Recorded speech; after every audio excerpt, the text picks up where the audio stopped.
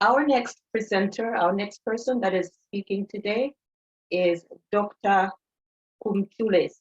Dr. Kumchulesi represents the National Planning Commission, which has overall responsibility over Malawi 2063.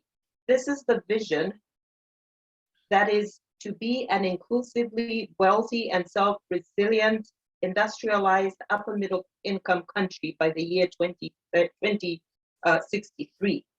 So that we can fund our development needs primarily by ourselves and get rid of that donor dependency. The National Planning Commission is in a partnership with the Malawi Women in Diaspora Network to fulfill our main mandate, which is to coordinate the development of long-term and medium-term development plans based on the country's comparative advantage resource potential.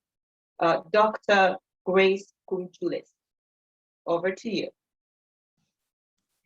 Thank you very much, Directors of Ceremonies, Your Excellency, the First Lady, Madam Monica Chakwera, distinguished members of the Malawian Women in Diaspora Network, distinguished guests, members of the Fourth Estate, if present, or protocols observed.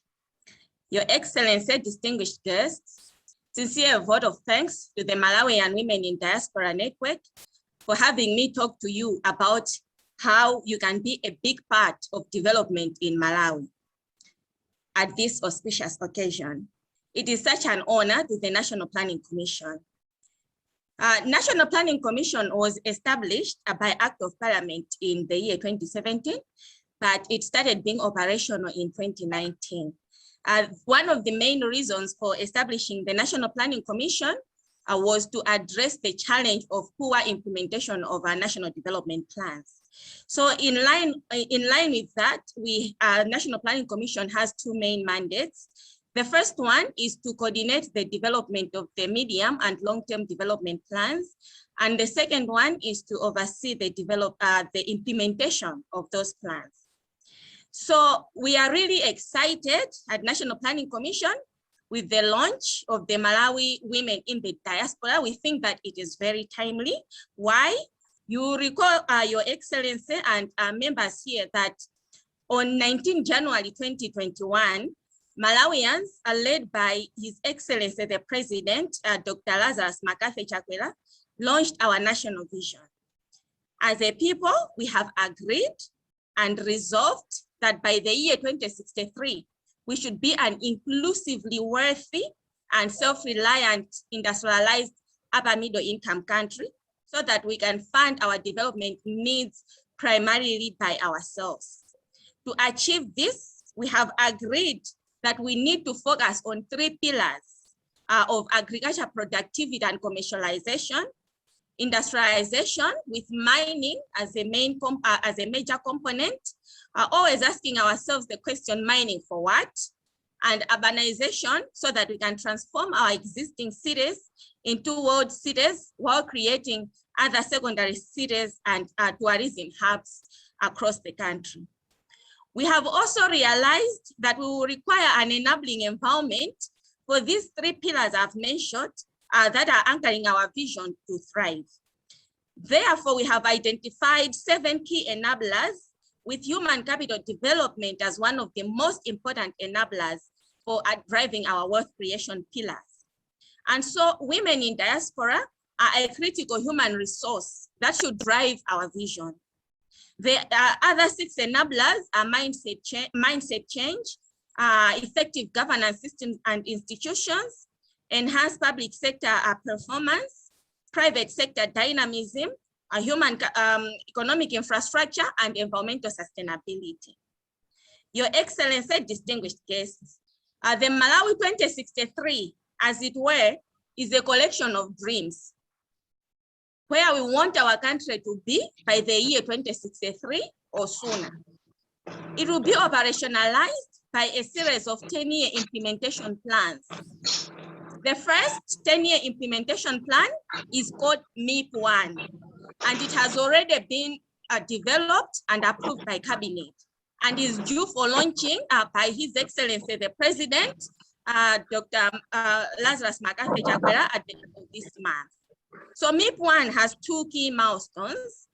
The first one is to graduate our country into a middle income nation by the year 2030.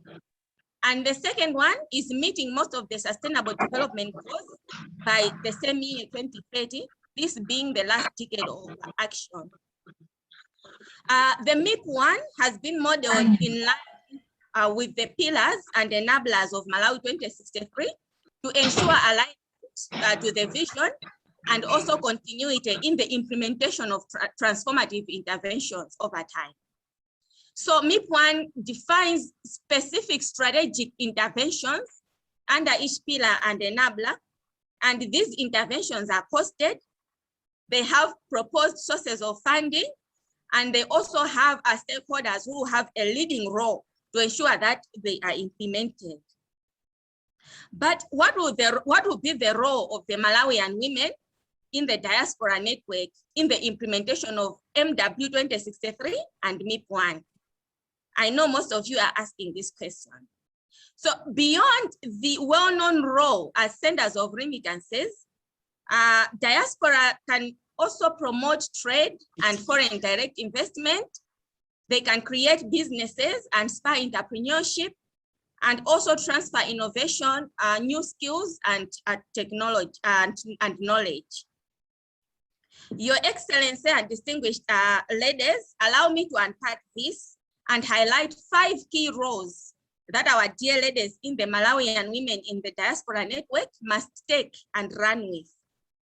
Number 1, we recognize that the network has a significant number of women in research and academic institutions, as students and as members of faculty. At the National Planning Commission, we are developing a national research agenda to help us generate evidence for specific issues that need to be addressed for the country to make progress. Please stay engaged with National Planning Commission to align the research that you are doing with this national research agenda, so that the evidence you generate can directly inform and influence policies and programming in Malawi that for our national development. Please share the research that you have already done for our youth. That is what will really bring value to all the efforts and all the sleepless nights that you've been having working on those papers. Number 2, we are also made to understand that the network comprises many areas of expertise and skills that are cutting across the pillars and enablers of MW 2063. At the National Planning Commission, we are doing a skills audit to help us understand the capacity the nation has, as well as the capacity gaps that will need to be filled for Malawians to deliver effectively on our vision.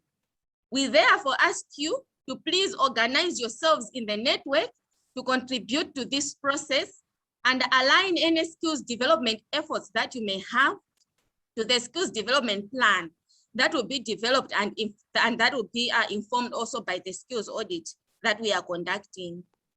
Number 3, we are also hoping that you can help Malawi to identify requisite human capacity in science, technology, and innovation among those in the diaspora, so that we can be ready with the requisite skills to participate in the 4th industrial revolution. 4, one of the things we are also doing is to identify those transformative initiatives happening in communities that need to be scaled up. Please engage National Planning Commission and let us know if Malawi can learn certain transformative innovations that members of network are taking part in or are happening in the communities that you live in. Number 5, members of the network can serve as ambassadors of MW 2063. Please go and make MW 2063 well known to other Malawians in the diaspora and to potential funders and investors. We are looking for resources for funding our development beyond the traditional sources such as Treasury. And if you can come up with innovative ideas of financing our development, that will be welcomed. In MIP1, there are specific interventions that mention the diaspora and foreign direct investment as potential sources of funding. While here at home, the government is working on creating an enabling environment for domestic and foreign investment. You in the diaspora should go and mobilize resources for investing in this country. You'll be pleased with how many jobs are going to be created and how much wealth will be created. Finally, may the network be a true champion of MW 2063. Escalating negatives will not take us anywhere. Rather, let us promote the positive things that are happening. We are not saying that we should not point out things that are not working well, but let us be constructive in our criticism by also providing solutions and being part of the solution for the change that we want to see. That is why we have mindset change as one of the key enablers for achieving wealth creation and self-reliance, transforming the way we approach things, both in thought and in action. Your Excellency, distinguished delegates, let me end with this final point. As a country, we do not have the luxury of time. The world is so competitive, and we must develop our human capital effectively for us to play on the global field with stamina, recognition, and with respect. We need a human resource that can walk tall in the global corridors. Women and other Malawians in the diaspora are representing us this far, but it is our hope at the National Planning Commission that the network Your Excellency is launching today will be a great resource for development in Malawi.